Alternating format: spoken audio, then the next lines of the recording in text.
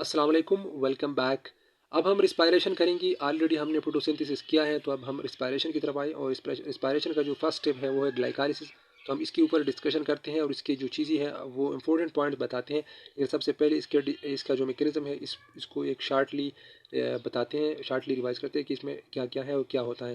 तो सबसे पहले ये ग्लूकोज जो है डार्क रिएक्शन में जो हमारे साथ बना था फोटोसिंथेसिस में, ये आता है और इसका जिसको एक एटीपी आता है और इसको यहाँ पर एडीपी में कन्वर्ट होता है या इसको इनऑर्गेनिक फास्फेट देता है। तो इस ग्लूकोज 6 फास्फेट बनता है। फिर इस ग्लूकोज 6 फास्फेट पर एक आइसोमरेज एंजाइम एक्ट करता है और ये ग्लूकोज 6 फास्फेट फ्रक्टोज 6 फास्फेट में कन्वर्ट होता है।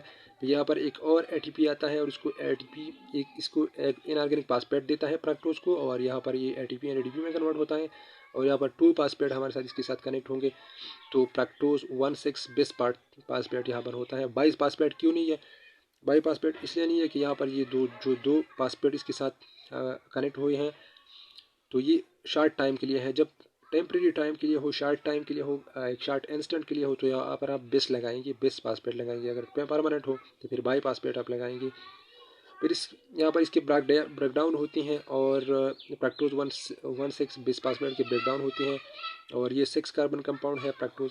ये 3 कार्बन कंपाउंड में डिवाइड हो जाती हैं। तो यहाँ पर डाईहाइड्रॉक्सी एसीटोन में ये कन्वर्ट होता है, एक फास्फोग्लिसरॉल्डिहाइड में कन्वर्ट होता है। ये भी 3 कार्बन कंपाउंड है, ये भी 3 कार्बन कंपाउंड है।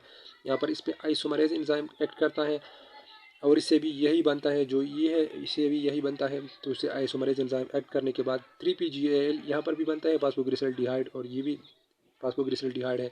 तो इसको कहते हैं, यहाँ से यहाँ तक जो हुआ इसको कहते हैं प्रिपरेटरी फेज। यहाँ पर इसमें 2 ATP यूज़ होते हैं, एक एटीपी यहाँ पर यूज़ होता है, एक एटीपी यहाँ पर यूज़ होते हैं। तो इसमें क्या होता है, प्रेपरेटरी पेज होता है, ग्लूकोज से ये बनता है, 2 PGAL हमारे साथ बने, एक ये है एक ये है, और हमारे साथ 2 ATP यहाँ पर यूज़ हो गए। तो आपने सिर्फ इतना याद रखना है कि यहाँ पर 2 ATP यूज़ हो गई, एक यहाँ पर यूज़ हुआ, एक यहाँ पर यूज़ हुआ, और ग्लूकोज से हमारे साथ PGAL बना, तो 3PGAL हमारे साथ बना। यहाँ पर एक कंपाउंड है, यहाँ पर एक मालिक्यूल है, यहाँ पर एक मालिक्यूल है इसका, और ये प्रिपरेटरी पेज हुआ। अभी एक्सीडेटरी पेज स्टार्ट होता है यहाँ से। ये जो है PGAL जो है ये 2 हाइड्रोजन इसको देते हैं NAD को, और NAD जो है ये रिड्यूस होता है। NADH2 is the reduce form of NAD, NAD is the oxidise form of NADH2। NADH2 का ऑक्सीडाइज फॉर्म है NAD और NAD का रिड्यूस फॉर्म है NADH2। तो यहाँ पर 6 नंबर स्टेप जो है वो PGAL हमारे साथ कन्वर्ट होता है 1,3 बाई पासफोग्लिसरेट में, हमारे साथ ये कन्वर्ट होता है। यहाँ पर जो होता है यहाँ पर भी होता है, सेम प्रोसेस है। तो यहाँ पर हमारे साथ एक NAD यहाँ पर बना, एक NAD यहाँ पर बना, तो हमारे साथ 2 NADH2 बने रिड्यूस फॉर्म में, ये रिड्यूस हो गए 2 NADH2। फिर 7 नंबर स्टेप जो होता है 1,2-BPG, 1,2-BPG जो है वो यहाँ पर एक ATP लॉस करता है। ये 1 पर पोजीशन पर जो ATP इसको यहाँ है ये लॉस करता है, और ये ADP के साथ कनेक्ट होकर मैक्स होकर ATP बनाता है। तो यहाँ पर एक ATP हमारे साथ बना, और ये 1,3-BPG जो है वो 3PG में कन्वर्ट हुआ फास्फोग्लिसरेट। ये भी 3 कार्बन कंपाउंड है, ये भी 3 कार्बन कंपाउंड है। यहाँ पर जो होता है यहाँ पर भी होता है, सेम प्रोसेस है, क्योंकि यहाँ PGAL है, यहाँ पर PGAL है, तो सेम चीज़ बनता है।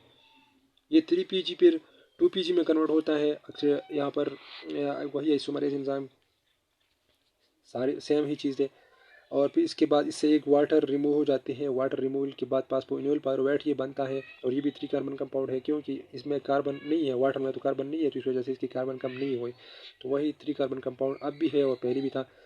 यहाँ पर फिर इससे एक और ATP निकलता है। ये 3 पोजीशन पर जो ATP 2 पोजीशन पर जो ATP होता है वो निकलता है, और यहाँ पर इससे बनता है पायरुविक एसिड बनता है, और यहाँ पर एक और ATP हमें देता है। तो यहाँ पर एक ATP बना और एक ATP यहाँ पर बना, और तो दो ATP ये हो गई, 2 ATP ये हो गई। तो ऑक्सीडेटिव फेज में कितनी ATP हमारे साथ आई?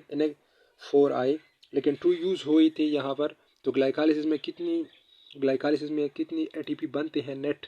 तो यहाँ पर 4 तो बनते हैं, लेकिन 2 यूज़ भी हुई थी, तो 2 यूज़ हुई थी, 4 बनते हैं यहाँ पर, एक ये है और एक ये है, 2 हो गई, 3 4। तो 4 हमारे साथ बनते हैं, लेकिन 2 यूज़ हो गए पहले। तो यहाँ पर 2 नेट ATP हमारे साथ बनते हैं ग्लाइकोलाइसिस में और 2 NADH2 हमारे साथ बनते हैं। एक ये हुआ, एक ये हुआ। तो पायरुविक एसिड इसका एंड प्रोडक्ट है। And product of the glycolysis is pyruvic acid which is 3 carbon compound. 3 carbon compound है पायरुविक एसिड। ये भी कभी कभी पूछा जाता है कि पायरुविक एसिड कितनी कार्बन कंपाउंड है, तो ये 3 कार्बन कंपाउंड है। और इसमें हमारे साथ होता है 2 ATP नेट आते हैं, 4 ऑक्सीडेटिव फेज में तैयार होते हैं, 2 प्रिपरेटरी फेज में यूज़ हो जाते हैं और 2 NADH2 हमारे साथ बनते हैं। तो ये चीज़ें आप पॉइंट याद रखिए, ये पॉइंट और ये पॉइंट यहाँ पर याद रखिए, तो जो कि HCC के लिए बहुत ज़्यादा ज़रूरी है। ये शॉर्ट समरी पाम था ग्लाइकोलाइसिस का। नेक्स्ट स्टेप के लिए नेक्स्ट वीडियो में आते हैं लिंक रिएक्शन और उसके बाद क्रेब्स साइकिल और उसके बाद इलेक्ट्रॉन ट्रांसपोर्ट चेंज।